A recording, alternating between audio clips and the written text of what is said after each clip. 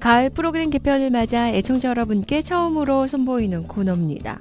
바로 웨스터민스터 소요리 문답으로 여러분과 함께합니다.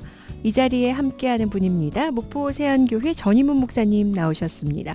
목사님 안녕하세요. 안녕하세요. 이야 정말 오랜만에 인사하게 되네요. 반갑습니다. 어떻게 지내셨어요 목사님? 우리 애청자 여러분께도 인사 먼저 해주시죠. 네, 여러분 반갑습니다. 저는 잘 지냈고요. 또 이렇게 프로 개편과 함께 특별히 웨스터민스터 소요리 문답 강해로 만나게 돼서 너무 반갑습니다. 네. 네.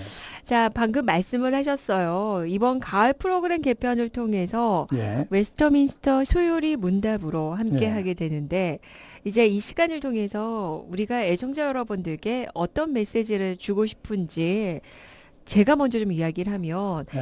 이번 가을 프로그램 개편 주제가 네. 다시 복음 앞에입니다. 복음 앞에. 예, 그래서 다시 복음 앞에 우리가 서기 위해선 어떤 것들을 좀 준비해야 되는가? 겸비라는 표현이 좀 더 적절할 것 같은데 그 고민을 하다가 예. 보석을 발견을 했거든요. 예, 예. 근데 그분이 바로 목포 세안교회 전임훈 목사님이셨어요. 아니 근데 제가 보석이 예. 아니고 웨스터민스터 신앙 고백서 특별히 소요리 문답을 택하신 분이 누구신지 몰라도 네. 굉장히 탁월한 거예요. 아. 왜냐하면 다시 복음으로라면은 복음으로 돌아가려고 하면은 어디로 가야 되겠어요? Back to the Bible. 성경. 그러죠. 예. 성경. 우리는 성경이 말하는 대로 믿습니다. 그럼요. 그러니까 예수님이 우리의 구준 것도 하나님의 말씀인 성경이 말씀하시기 때문에 우리는 믿는 거예요. 어떤 성현이나 대단한 기적을 행하시는 분이나 사람 같지 않을 만큼 특별한 어떤 사람들의 이야기가 아니라 네. 성경은 하나님의 자기 계시이고 그래서 우리는 성경이 말씀한 대로 믿는 거거든요. 지금 혼란스러운 게 뭐냐면은 성경을 떠나기 때문에 문제가 있는 거예요. 예. 그런데 사실 그 성경을 아주 집약해서 요약해 놓은 것이 웨스터민스터 신앙 고백서 33장이고 그다음에 어른들을 위한 대요리 문답, 소요리 문답이라고 볼 수 있어요. 그러니까 방대한 성경을 교리로서 요약해 놓은 것이지요. 그러니까 우리 신앙의 뼈대를 세운다고 보시면 돼요. 그렇습니다. 예. 자, 그래서 이 시간을 통해서 어떤 메시지를 주고 싶으신지요? 라고 질문을 만들었거든요. 예. 좀 더 쉽게 이 시간을 통해서 우리 성도님들과 함께 프로그램이 진행이 되면 좋겠는지요. 예, 사실은 이제 우리가 성경을 통해서 무엇을 믿는가, 또 왜 믿는가, 어떻게 믿을 것인가, 이게 중요하잖아요. 그것을 소요리 문답에서 정확하게 제시하고 있습니다. 사실은 요즘은 그 코칭이라는 것이 있어가지고 굉장히 발전을 했더라고요. 그런데 그 코칭은 질문이잖아요. 그런데 옛날 우리 그 신앙의 어른들은 진리 공부를 어떻게 했냐면은 묻고 답하고 했어요. 묻고 네. 답하고. 그러면 정리가 정확하게 되거든요.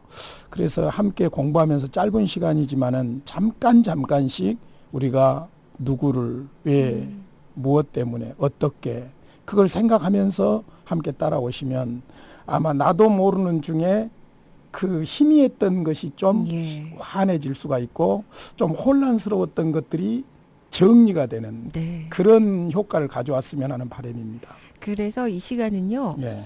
신앙생활을 새롭게 시작을 하시는 분들에게도 유익할 뿐만 아니라 예.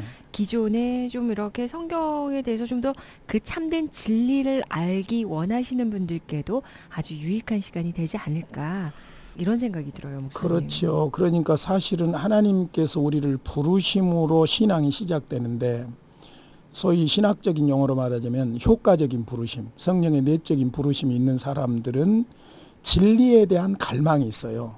진리에 대한 갈망이 있기 때문에 이 교리 공부가 결코 딱딱하거나 재미없는 것이 아니라 그렇습니다. 영혼에 와닿는 것이 있을 것이고 그다음에 또 신앙생활을 하는 분들일지라도 뭔가 정확한 것을 좀 알고 싶다, 믿고 싶다 그런 분들에게는 아마 가뭄에 그 갈라진 논바닥에 물이 들어가듯이 네. 그렇게 아마 진리가 와 닿을 거예요. 예, 네. 그래서 이 시간 아주 기대가 많이 됩니다. 함께 우리가 공부를 좀 했으면 좋겠어요. 네. 예. 그 공부라고 하면 지겹죠. 좀.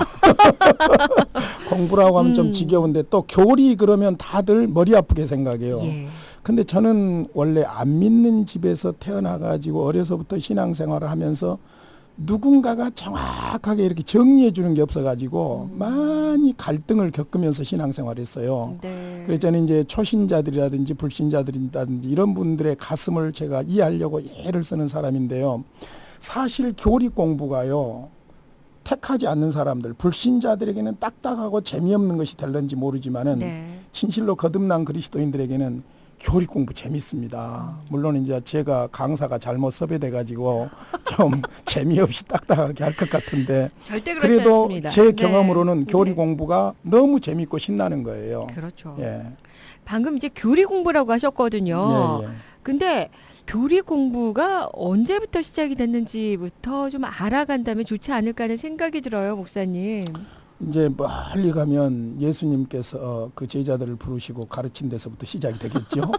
그러나 예수님 당시나 예수님이 막 떠나신 이후 초대교회 교리 문제가 그렇게까지 심각한 문제는 아니었어요. 예. 교리 논쟁은 언제나 있어 왔지만요. 그래서 기독교 교리 교육은 초대교회 때는 세례 문답 준비 교육 정도 이렇게 이해를 할 수 있을 것 같아요. 아, 그리고 나중에 이제 이 성경의 진리를 가장 간략하면서도 중요하게 요약한 신앙 고백서가 사도신경이죠. 사도신경. 예, 사도신경.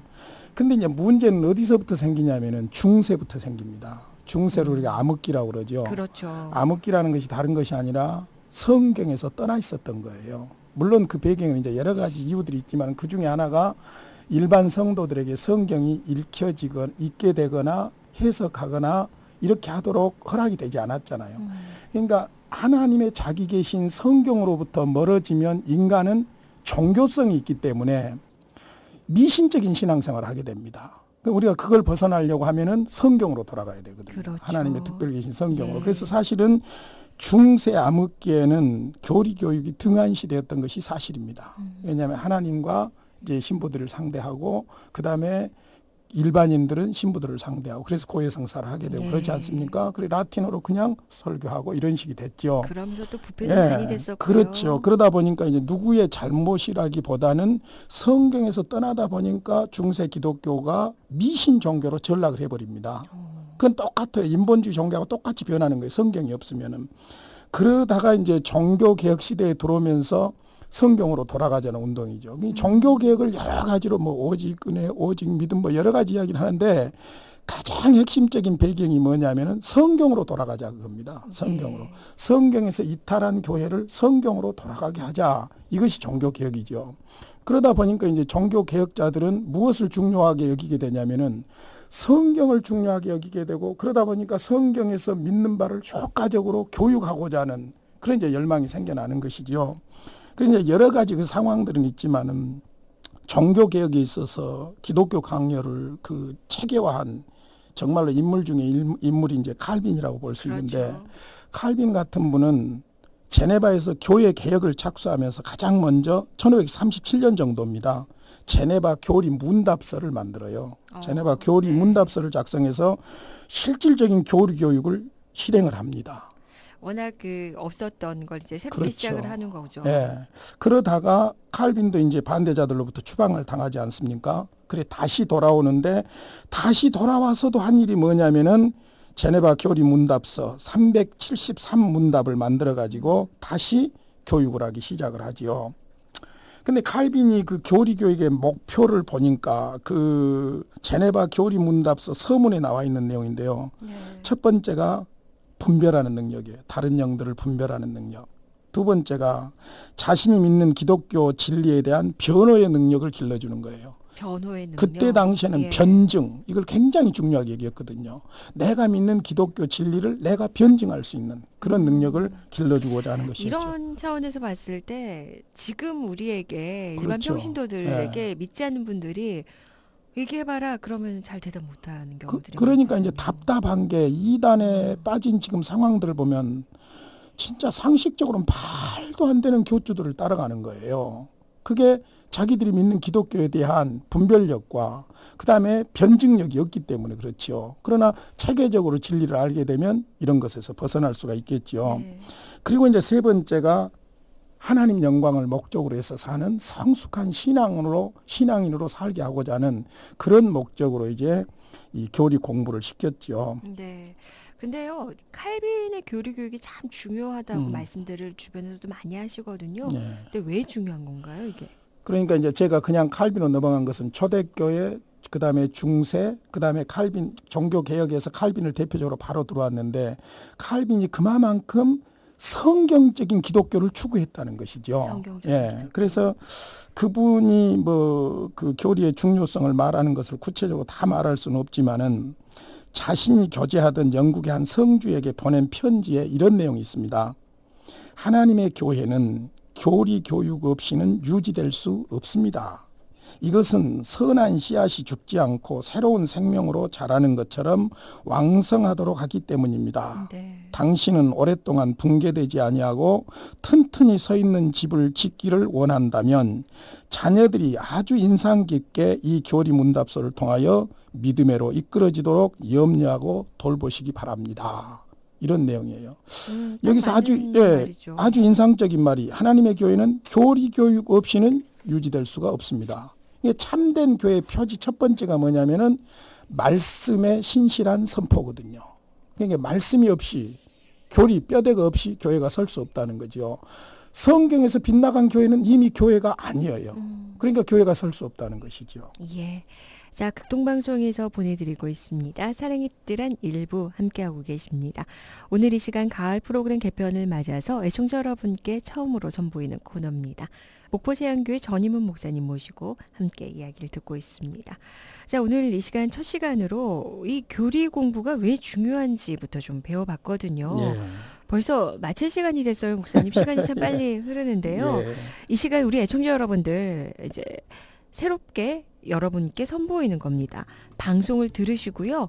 청취 소감을 보내주시거나 또 이 프로그램을 다시 듣기 원하시는 분 계실 거예요. 이제 오늘부터 시작을 해서 시리즈로 쭉 방송을 할 거기 때문에 다시 듣기 원하시는 분은요. 지금 바로 샵 0691 50원 100원의 정보 이용료가 부과되는 우물정 0691번으로 보내주시거나 우리가 잘 활용하고 있는 거죠. 카톡입니다. 카톡 284-9191 검색하신 뒤에 저희와 친구 맺으셔서 다시 듣기 또는 보내주십시오라고 신청을 해주시면요. 방금 방송했던 파일을 바로 보내드리겠습니다. 애청자 여러분들 많이 신청해 주시고 또 참여해 주시기 바랍니다. 목사님 오늘 그 첫 시간이었는데요. 어떠셨어요? 예, 처음이라 좀 딱딱하기도 합니다. 그래도 도입 부분은 필요하니까. 예. 이제 아마 오늘 여기까지 하고요. 다음에 웨스트민스터 소요리 문답이 작성되게 된 과정, 배경 이런 걸 좀 말씀드리고 얼른 소요리 문답 일문으로 들어가고 싶습니다. 그 일문 예. 질문 아마 많이 들어보셨을 것 같아요. 궁금하시죠? 그게 뭔지. 예. 함께 또 듣는 시간 갖겠습니다. 지금까지 목포세안교회 전임무 목사님과 함께했습니다. 목사님 고맙습니다. 감사합니다.